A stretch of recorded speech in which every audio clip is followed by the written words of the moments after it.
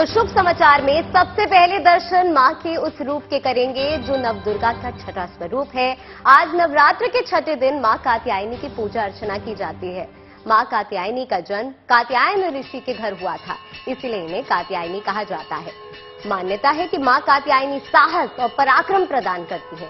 आज मां कात्यायनी के पूजा के दिन 4 शुभ योग आयुष्मान योग, सौभाग्य योग, अमृत सिद्धि योग और सर्वार्थ सिद्धि योग बन रहे हैं। कहते हैं इन शुभ योग पर मां से मांगी हर मनोकामना पूर्ण होती है। मान्यता ये भी है कि मां कात्यायनी की भक्ति से मनुष्य को अर्थ, धर्म, मोक्ष जैसे फलों की प्राप्ति होती है। आपके सामने आस्था और श्रद्धा में डूबी 6 तस्वीरें इस वक्त टीवी स्क्रीन पर आप देख सकते हैं, जो बता रही है कि कैसे देश इस वक्त मां की भक्ति से मगन है, मां की भक्ति से पूरी तरीके से गूंज रहा है। 6 तस्वीरें इस वक्त आप अपने टीवी स्क्रीन पर देख सकते हैं।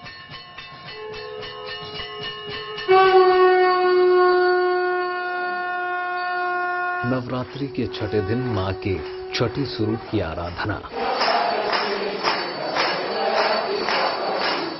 छठे दिन करें मां के कात्यायनी स्वरूप की उपासना। मां कात्यायनी की भक्ति से मिलेगी आपको अद्भुत शक्ति।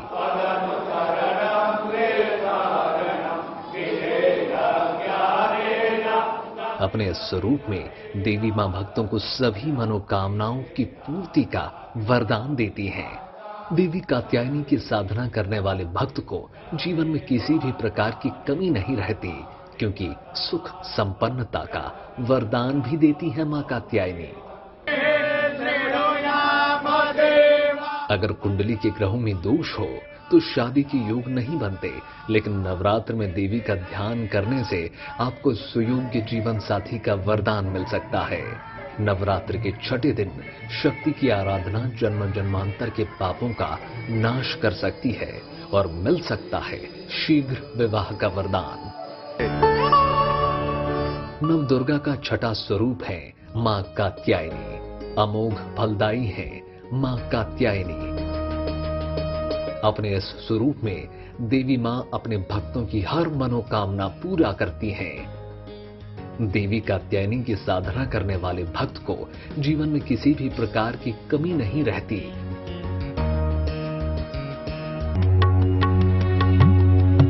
पुराणों में कथा मिलती है कि माता के अनन्य भक्त थे ऋषि कात्यायन। उनकी तपस्या से प्रसन्न होकर माता ने इनके घर पुत्री रूप में प्रकट होने का वरदान दिया। ऋषि कात्यायन की पुत्री होने का कारण वो देवी कात्यायनी कहलाई। मां के एक हाथ में तलवार और दूसरे हाथ में उनका प्रिय पुष्प कमल है। बाकी 2 हाथ वर मुद्रा और अभय मुद्रा में सुशोभित हैं। देवी सिंह के वाहन पर सवार हैं। मां कात्यायनी ब्रजमंडल की अधिष्ठात्री देवी हैं।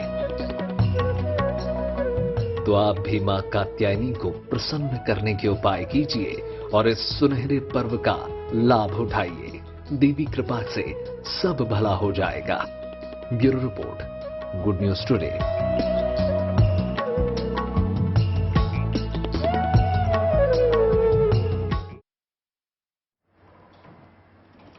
चलिए अब आपको बताते हैं कि क्या है मां कात्यायनी की महिमा और आज की पूजा अर्चना करने से कैसे पूरी होती है भक्तों की मनोकामना। बता रहे हैं पंडित शैलेंद्र पांडे। नवदुर्गा के छठवें स्वरूप की बात करें, जिनकी पूजा नवरात्रि के छठवें दिन होती है, वो है मां कात्यायनी। और मां कात्यायनी ऐसी देवी हैं जिनकी पूजा नवरात्रि के अलावा बाकी दिनों में भी की जाती है। मां कात्यायनी की महिमा बहुत ज्यादा शास्त्रों में बताई गई है। मां कात्यायनी का जन्म कात्यायन ऋषि के घर पर हुआ था, अतः इनको कात्यायनी कहा जाता है। महर्षि कात्यायन के वंश से संबंध रखने की वजह से इनका नाम कात्यायनी है। इनकी 4 भुजाएं हैं। 4 भुजाओं में अस्त्र शस्त्र है, कमल का फूल है और इनका वाहन है सिंह। ऐसा माना जाता है कि विवाह संबंधी जो मामले हैं, तमाम प्रयास के बावजूद अगर आपका विवाह नहीं हो पा रहा है तो मां कात्यायनी की कृपा से आपका विवाह संपन्न हो जाता है। योग्य और मनचाहा पति इनकी कृपा से व्यक्ति को प्राप्त होता है। कन्याओं के शीघ्र विवाह के लिए इनकी पूजा अद्भुत मानी जाती है, बड़ी शुभ मानी जाती है।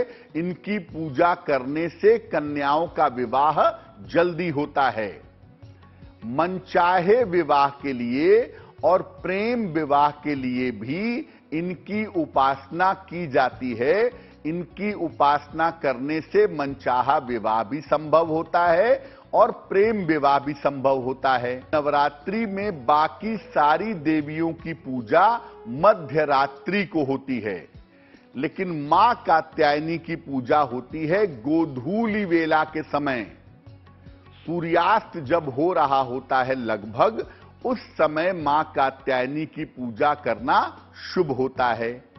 तो गोधूली वेला के समय पीले या लाल वस्त्र धारण करके इनकी पूजा करनी चाहिए।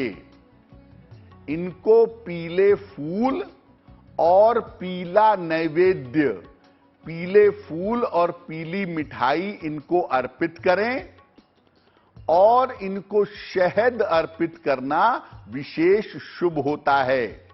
मां के समक्ष उनके मंत्रों का जप भी आप कर सकते हैं, जैसे ओम कात्यायनी दैव्ये नमः, ओम कात्यायनी दैव्ये नमः या ओम ऐं ह्रीं क्लीं चामुंडाय विच्चे, इस मंत्र का भी जप कर सकते हैं।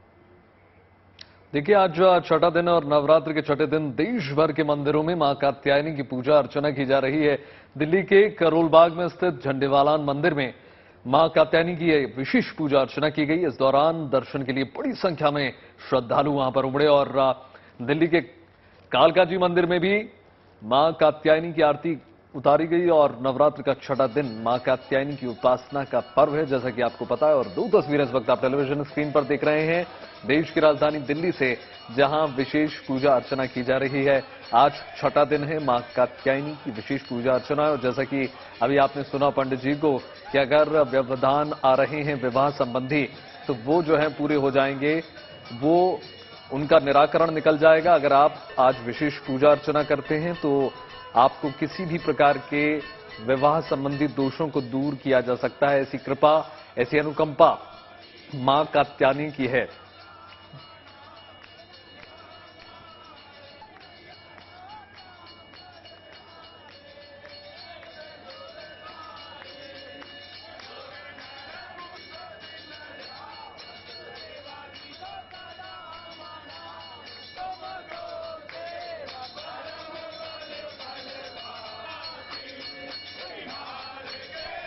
दो तस्वीरें इस वक्त आप देख रहे हैं किस प्रकार से पूजा अर्चना की जा रही है। दिल्ली के मंदिरों में विशेष आरती की जा रही है। मां को प्रसन्न करने की कोशिश भक्तों के द्वारा हर रोज की जा रही है और रोज आपको इस प्रकार की तस्वीरें हम दिखा रहे हैं। आज छठा दिन है और आज इस प्रकार की तस्वीरें दिल्ली के अलग अलग मंदिरों से निकलकर आ रही हैं, बल्कि समूचे देश से तमाम दर्शन पूजन की तस्वीरें निकलकर सामने आ रही हैं।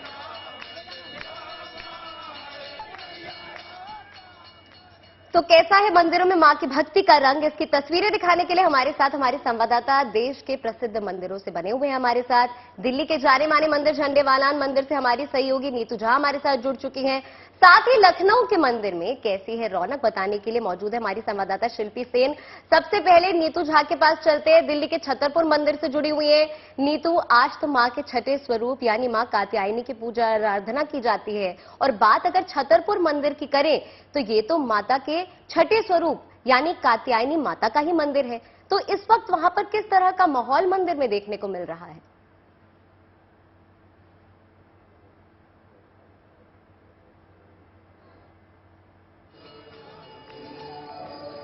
नीतू, आप सुन पा रहे हैं हमें? नीतू हमारे साथ है, वो जुड़ी हुई है, उनके पास एक बार फिर से जाएंगे। यहाँ पे शिल्पी के पास चलते हैं, वो लखनऊ से जुड़ी हुई है। शिल्पी, आप नवरात्र के पहले दिन से ही दर्शकों को तमाम तस्वीरें दिखा रहे हैं और आज तो छठा दिन है जब मां कात्यायनी की पूजा आराधना करने का विशेष महत्व है। कहते हैं सभी मनोकामनाएं पूर्ण होती हैं। वहां में भक्तों में किस तरह का हर्षोल्लास नजर आ रहा है? क्या यहाँ पे आज भी भीड़ है?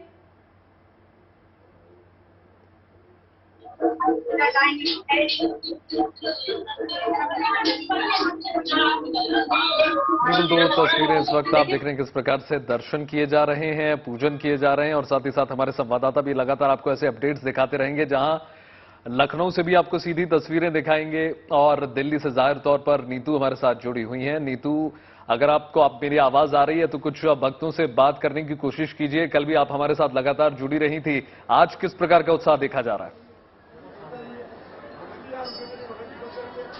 देखिए, आज चैत्र नवरात्रि का छठा दिन है और मां कात्यायनी की पूजा होती है।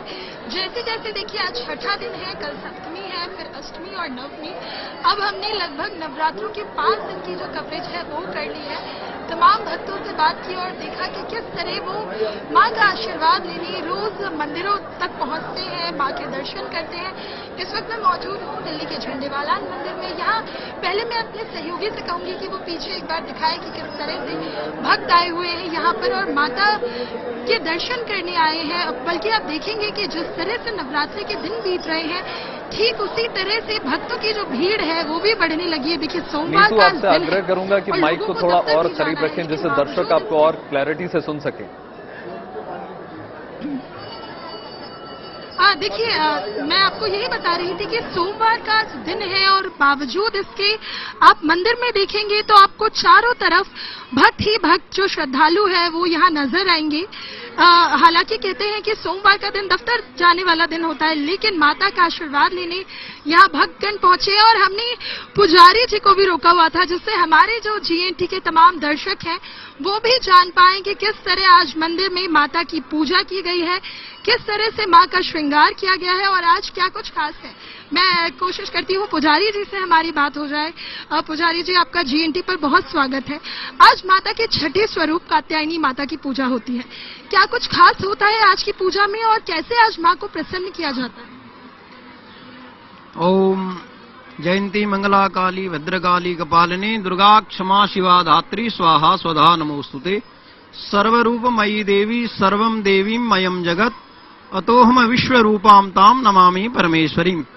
मां भगवती की नौ शक्तियों में आज छठा स्वरूप कात्यायनी के रूप में जाना जाता है। मां भगवती कात्यायनी ब्रज की अधिष्ठात्री देवी होने के कारण इनका नाम कात्यायनी पड़ा है और गोपियों की अधिष्ठात्री है।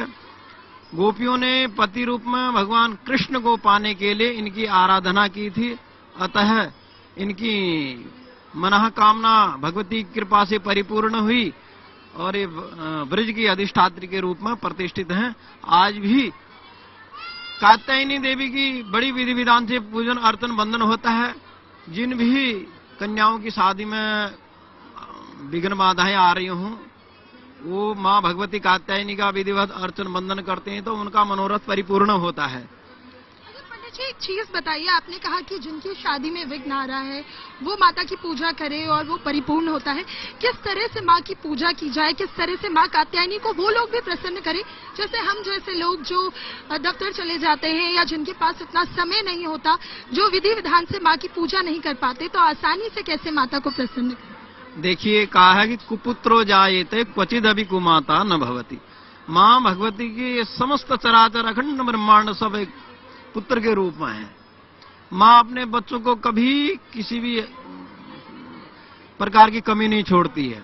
जो जिस भाव से, जिस समय से, यथा ज्ञान से, यथा समय से, यथा योग्य पूजन विधि करता है और भगवती उसका मनोरथ परिपूर्ण करती है। बिल्कुल नीतू, बिल्कुल जुड़े रहिए हमारे साथ। आपके पास एक बार फिर से आएंगे, लेकिन शिल्पी सेन हमारे साथ लखनऊ से जुड़ी हुई है। शिल्पी, नीतू जैसे बता रही थी कि सोमवार का दिन है और सुबह सुबह तमाम काम होते हैं, किसी को ऑफिस जाना है, किसी को बच्चों को स्कूल ड्रॉप करना है, लेकिन उसके बावजूद भी आज देख पा रहे हैं हम कि मंदिरों में बहुत ज्यादा भीड़ नजर आ रही है। जिस मंदिर में आप है लखनऊ के, वहां पर किस तरीके की तस्वीर है?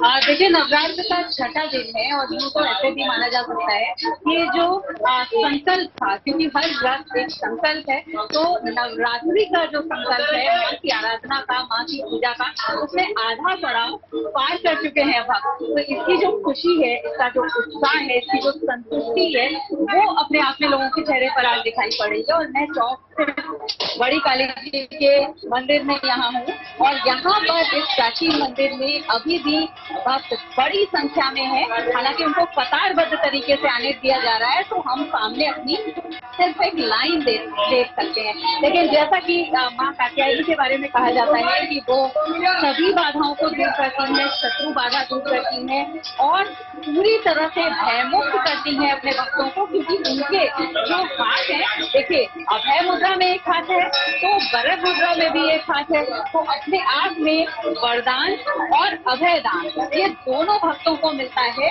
और हम कह सकते हैं कि एक हाथ में कमल पुष्प है और एक हाथ में तलवार है, जो देवी का अपना जो भव्य और दिव्य रूप है वो दिखाई पड़ता है। लेकिन कात्यायनी वो रूप है, वो स्वरूप है जो अब भक्तों को आज ये बता रही है कि उनकी साधना का फल, उनकी साधना का, उनकी पूजा का फल मिलने वाला है। तो छठा दिन हम कह सकते हैं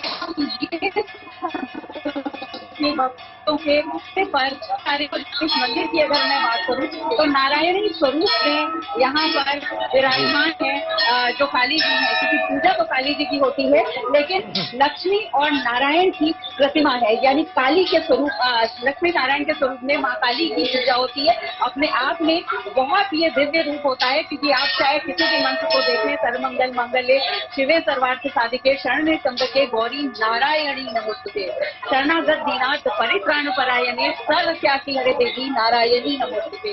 तो नारायणी जो रूप है वो यहाँ दिखाई पड़ता है। और इसमें हम चाहेंगे कि जो लोग हैं, आप एक बार और मैं आपको दिखाती हूँ कि किस तरह से यहाँ पंक्तियां हैं, लोग पंक्तिबद्ध तरीके से आ रहे हैं, महिलाएं बड़ी संख्या में हैं और ये वो महिलाएं हैं जो घर में पूजा अर्चना करेंगे। ये जो तस्वीरें हैं अपने आप में बताने के लिए काफी हैं कि किस प्रकार उत्साह भक्तों का नजर आ रहा है। और शिल्पी, आपको बता दें कि बड़ी काली मंदिर में इस वक्त उपस्थित हैं और वहां ऐसा कहा जाता है कि बहुत पौराणिक महत्व है ये इस मंदिर का, क्योंकि बहुत पुराना ये मंदिर है और बहुत विशिष्ट प्रतिमा भी है अब उनके पास।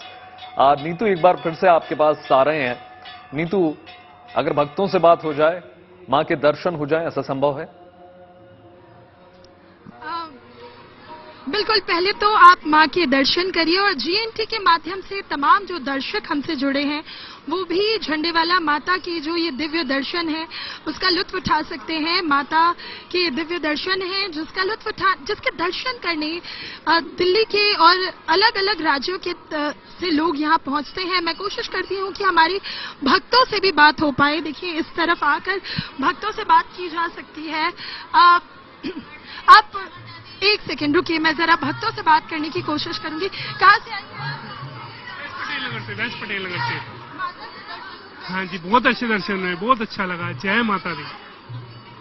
देखिए, मैं कोशिश करती हूँ कि दरअसल जिस जगह हम खड़े थे वहाँ से भक्त पीछे से होकर गुजर रहे हैं, तो हमने अपने सहयोगी से कहा है कि वो कैमरा जरा पीछे घुमा दें। माता के दर्शन हो गए? कैसा? बहुत खुले हुए। क्या मांगा है आज माता? मैंने आज तक जो भी मांगा सब कुछ मुझे मिला है आज तक। काफी टाइम से, मतलब बचपन से ही हमारी सारी पूरी करी है, कभी हमें खाली हाथ नहीं लौटाया इस मंदिर। अच्छा, सोमवार का दिन है, दफ्तर भी जाना होता है लोगों को, क्या समय निकाल कर माता? बिल्कुल जी, हमें मतलब थोड़ा टाइमिंग एडजस्टमेंट करके सुबह घर से जल्दी निकल के थोड़ा सा टाइम एडजस्ट करना पड़ता है। हाँ जी, माता के दर्शन हो गए, कैसा लग रहा है? बहुत अच्छा लग रहा है जी, बहुत अच्छा लग रहा है, मन को खुशी हो रही है अंदर से। नवरात्रों में आते हैं या आम दिन भी आते हैं? जब बुलावा आता है। ये बॉक्सिंग में भारत की बेटियां जो हैं लगातार कमाल कर रही हैं। पिछले 2 दिनों में 4 गोल्ड मेडल जीतकर भारत का नाम रोशन कर दिया है, वो भी वर्ल्ड बॉक्सिंग चैंपियनशिप में।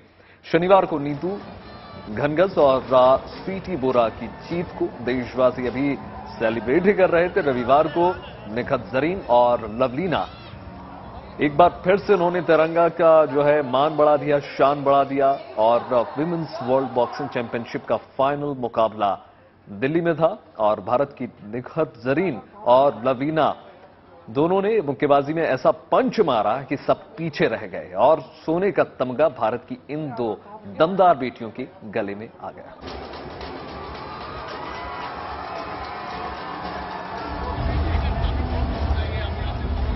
वर्ल्ड चैंपियनशिप में भारत ने 4 गोल्ड मेडल हासिल किए और जिसमें से एक मेडल लवलीना के खाते में आया। इनका पहला वर्ल्ड चैंपियनशिप टाइटल है। लवलीना, वर्ल्ड चैंपियनशिप टाइटल पहला है, एक्सपीरियंस लेकिन आपके पास अच्छा खासा है। आपको लगा कि ये आपके लिए इजी था यहाँ पर मेडल लेकर आना? बिल्कुल इजी नहीं था। पहले तो मैं वेट कैटेगरी चेंज हुआ है मेरा और हर एक बॉक्सर को बहुत अच्छे से देखना पड़ रहा है और बहुत ज़्यादा टफ था, लेकिन जिस तरीके से कोचिस ने बताया उसी तरीके से हम लोगों ने प्लान किया, तो अभी चैंपियन बन के बहुत अच्छा लग रहा है। वेट कन्वर्जन का कितना असर पड़ा, क्योंकि आप पहले जिस वेट में थे वो अलग था, अभी आप चूंकि ओलंपिक क्वालिफिकेशन के वेट में आ गए, या इस वेट में आपने पहली बाउट की है, तो कितना आपके लिए स्ट्रगल था? बहुत ज़्यादा स्ट्रगल भी नहीं बोल सकती हूँ मैं, क्योंकि एक प्रोसेस के साथ काम कर रही थी। थोड़ा बहुत तो डिफ़िकल्टीज आए क्योंकि मेरा 2-3 कंपटीशन इतना अच्छा नहीं गया, क्योंकि ये जो प्रोसेस था एक कम वेट से बड़े वेट में आने के लिए वो प्रोसेस चालू था। तो ये कंपटीशन मेरे लिए बहुत ही ज़्यादा इम्पोर्टेंट था। इसमें मैं देख सकती थी कि मैं कहाँ तक पहुँची हूँ और नेक्स्ट जो एशियन गेम्स है उसमें मुझे क्वालिफाई होना है ओलंपिक के लिए। तो मुश्किलें तो बहुत सारी आई, लेकिन हम सब ने मिल के इसको कम किया। अगर आपको ये देखना हो कि भारत ने का रिजल्ट कैसा रहा वर्ल्ड चैंपियनशिप में, इस बार 4 मेडल हैं और आप as a boxer, team member कैसे देखती हैं? बहुत परफॉर्मेंस बहुत ही ज़्यादा अच्छा आया, क्योंकि हम 4 ही फाइनल में पहुंचे और चारों का ही गोल्ड आया, और इससे पता चलता है कि हम आने वाले ओलंपिक में इस बार मेडल ला सकता है बहुत ज़्यादा। ऑफ कोर्स, क्योंकि आपको अपने मेडल का कलर भी चेंज करना है, तो Asian Games and then of course Olympics कैसे प्लान करेंगे? एशियन गेम्स आपके लिए बड़ा इंपॉर्टेंट टूर्नामेंट होने वाला है। जी, एशियन गेम्स बहुत इंपॉर्टेंट होने वाला है, क्योंकि उसमें क्वालिफिकेशन होंगे, तो मुझे पहली क्वालिफिकेशन में ही क्वालिफाई होने से अच्छा टाइम मिल जाएगा ओलंपिक के लिए प्रिपरेशन करने के लिए। तो मेरा पूरा कोशिश रहेगा कि मैं एशियन गेम्स में क्वालिफाई कर पाऊँ।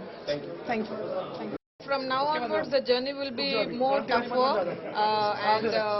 but I'm ready for all the challenges because I always believe whatever happens for good, and nothing comes easy. So definitely, I need to work harder from since now onwards, because now people will have a lot of expectations from me. So I need to stand on their expectations and prove and bring that Olympic gold medal, which India is waiting for so long in women side. Boxing ring के अलावा कुश्ती के अखाड़े में भी महिलाएं अपना दमखल दिखा रही हैं। महिला कुश्ती को बढ़ावा देने के मकसद से महाराष्ट्र के सांगली में पहली बार महिला कुश्ती प्रतियोगिता हुई। इस दंगल में करीब 300 महिला पहलवानों ने हिस्सा लिया, लेकिन सबको पीछे छोड़ के महाराष्ट्र केसरी बनी सांगली की प्रतीक्षा बांगड़े।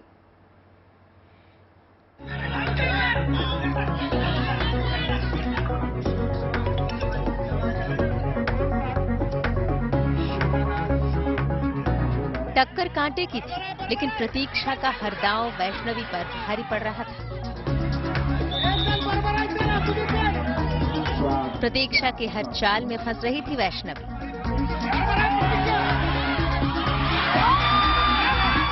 आखिरी दांव में तो शिकंजा ऐसा कसा कि जीत झोली में आई और प्रतीक्षा बन गई महाराष्ट्र केसरी।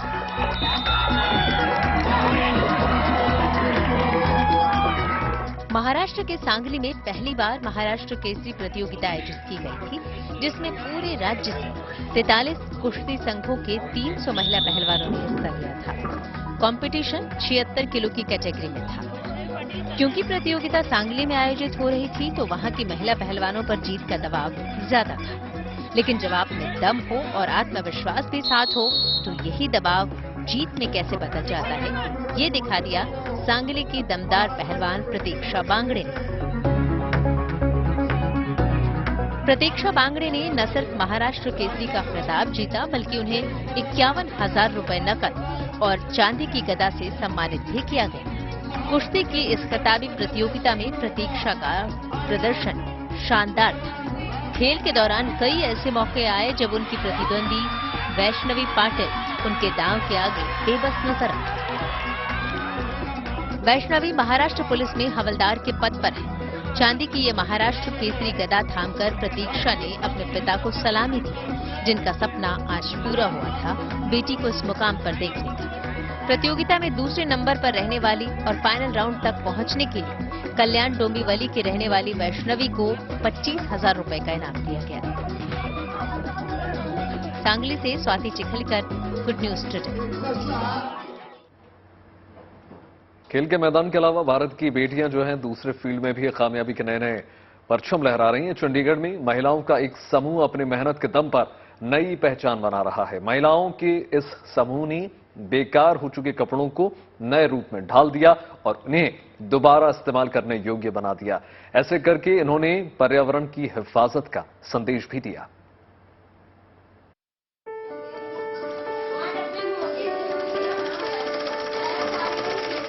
वंदना, किरण, ममता, ऐसे ही न जाने कितनी और महिलाएं जिनकी तकदीर के दरवाजों पर खड़ी मुश्किलें खुशियों को जिंदगी में दाखिल होने से रोकती रही। लेकिन अपने हुनर और हाथों के जोर की बदौलत ये महिलाएं न केवल अपनी जरूरतें पूरा करने में कामयाब हो चुकी हैं, बल्कि अपनी नई पहचान गढ़ने में भी। 100 से ज्यादा महिलाएं अब एक कड़ी के तौर पर काम कर रही हैं और अपनी मुकाम की तरफ इसी तरह बढ़ने की जुगत में लग गई हैं। इन सभी को ये रास्ता दिखाया है चंडीगढ़ के राम दरबार में रहने वाली मीना ने, जिनके अपने एनजीओ से जुड़कर इन महिलाओं ने मुसीबतों के बोझ को उतार फेंकना शुरू कर दिया है। महंगाई और आमदनी से जूझने वाली इन महिलाओं में किसी के पति ड्राइवर तो किसी के लेबर है, लेकिन अब इससे फर्क नहीं पड़ता क्योंकि ये महिलाएं हर जरूरतों में हाथ बटाने लायक हो गई हैं। अब इसी तस्वीर का दूसरा पहलू व्यक्तिगत न होकर सामाजिक है, इसे भी समझिए। वो ऐसे कि ये महिलाएं पुराने कपड़ों से कई तरह के प्रोडक्ट तैयार कर रही हैं, जिसमें सबसे ज्यादा इस्तेमाल होने वाला झोला है, जो पॉलिथीन की तरह इस्तेमाल किए जाने की प्रेरणा देने वाला है। इसके अलावा कई और सामान हैं जो यहाँ तैयार किए जाते हैं। बड़ी बात यह है कि मीना की मदद के लिए सरकारी संस्था नगर निगम भी आ गया है। वंदना का आत्मविश्वास उनकी मुस्कान से झलक जाता है और बताता है कि किस तरह जिंदगी किचकिच से निकलकर खुशियों की गाड़ी पर सवार है। पॉलिथीन बैन था तो खुद प्रदूषण भी हो रहा था, तो मैंने भी मीना मैम के साथ सोचा कि जैसे कपड़े के बैग बनाए और इसमें से कपड़े के बैग भी बनाए, हमने सेल भी किए, कुछ घर की इनकम भी होने शुरू करी।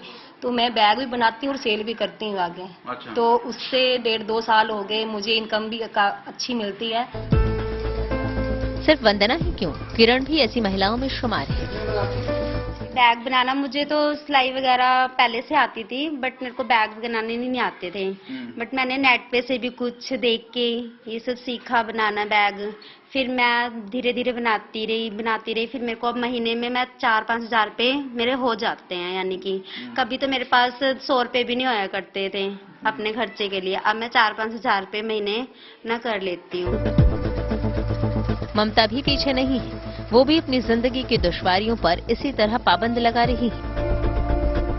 जो हमें घर में ही आता था काम, वो आज हमारा सारे इसमें जहाँ में फैल रहा है। अच्छा। इसलिए और हमें उससे हमारे प्रॉफिट भी हो रहा है और हम जो यहाँ पन्नियों का हो रहा था कारोबार, उसका बंद होके और हमारा आगे बढ़ गया है उसी के जरिए।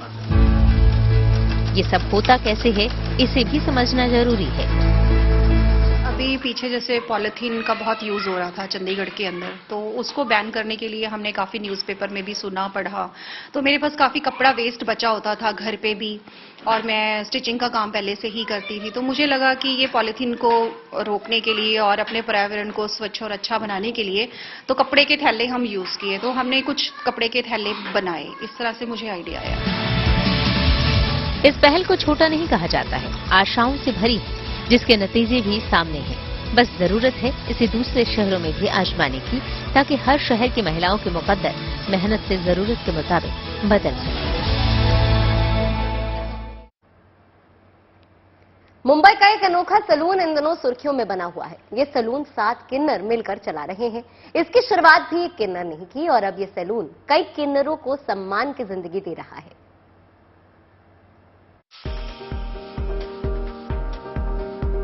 मुंबई के सलून के नाम में ही इसकी अनोखी पहचान भी छिपी है। ट्रांसफॉर्मेशन सलून मुंबई का पहला ट्रांसजेंडर सलून है। इस सलून को किन्नर समाज के 7 लोग मिलकर चला रहे हैं। सलून की शुरुआत करने वाली जैनब खुद किन्नर समाज से हैं और उनकी इस पहल ने कई किन्नरों की जिंदगी बदल दी। ये हमारा ट्रांसफॉर्मेशन सैलून एक ऐसा प्रकल्प है जहाँ पे हमने लोगों में सिर्फ सशक्तिकरण नहीं किया, ये कोई आम साधारण नहीं है। हमने लोगों को पकड़ा है, उनको ट्रेन किया है, उसको ये लेवल तक लाने के लिए सक्षम बनाया है। तो हमारा सक्षमता का प्रयास है। और अगर हम देखें भारत के 75 इयर्स ऑफ इंडियाज इंडिपेंडेंस का अमृत काल के, तो कुछ छींटे अमृत के हमारे से भी बरसे हैं लोगों के ऊपर। इस सैलून में काम करने वाले सभी किन्नरों ने पार्लर में काम करने की बाकायदा ट्रेनिंग ले रखी है। जैसे ये जो पार्लर है ये ट्रांसजेंडर्स के लिए अपनापन है, अपने घर जैसा है। और हम वहाँ पे काम कर रहे हैं तो हमारे भाई बहन है, और हमें जो मैम ने ट्रेनिंग यहाँ पे दे रहे हैं और हमें यहाँ पे काम दिखा रहे हैं, हमें यहाँ पे काम सिखा रहे हैं, एकदम बच्चों की तरह सिखा रहे हैं। तो बहुत अच्छा लग रहा है कि हमारे पीछे किसी का तो हाथ है। मुंबई का ये पार्लर किन्नर समाज के लोगों को सम्मान के साथ जीने की नई रोशनी दिखा रहा है। मुंबई से पारस दामा, गुड न्यूज टुडे। देखिए, छत्तीसगढ़ का जगदलपुर की हम बात कर लेते हैं। ये बस्तर जिले का वो शहर है जहां सीआरपीएफ अपना डॉग ट्रेनिंग सेंटर लगातार चला रही है। नक्सल प्रभावित इस जिले में सीआरपीएफ के लिए ये कुत्ते काफी मददगार साबित होते हैं, क्योंकि ये नक्सलियों के इरादों को नाकाम करने का मुद्दा रखते हैं। देखिए, इन्हें इस कदर ट्रेन किया जाता है कि वो नक्सलियों के छिपाकर लगाए गए बम को भी पहचान लेते हैं। ऐसा मादा ये रखते हैं और फिर बम निरोधक दस्ता उस बम को नाकाम कर देता है। यानी ये अपनी सूंघने की शक्ति से बड़े से बड़े खतरे को टाल सकते हैं। सीआरपीएफ के दस्ते में शामिल इन कुत्तों को एक वक्त में कई काम करने के लिए ट्रेन किया जा रहा है। 40 हफ्ते की ट्रेनिंग के बाद, कड़ी मशक्कत के बाद इन्हें छत्तीसगढ़ के अलग अलग इलाकों और जम्मू कश्मीर में तैनात कर दिया जाएगा।